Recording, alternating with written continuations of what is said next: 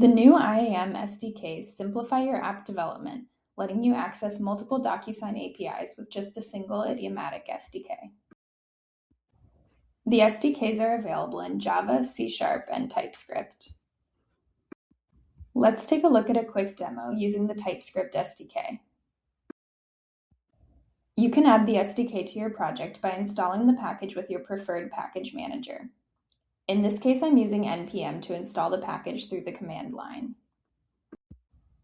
The SDK includes methods for authentication and a set of predefined constants for common scope sets.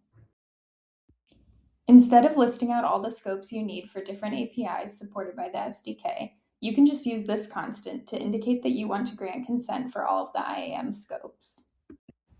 After I've granted consent, I can use this code to authenticate and get an access token. Now let's use the SDK to call a few different APIs. I'm going to start by calling the Maestro API to get a list of the workflows in my account. But let's say I'm building this integration both to manage workflows and also extract data from my existing agreements. And I want to use the Navigator API for that as well. There's no need to install a separate SDK or do any additional configuration. I can simply use this one SDK to call both APIs. When I run my script, I'll be authenticated and see the results of both API calls.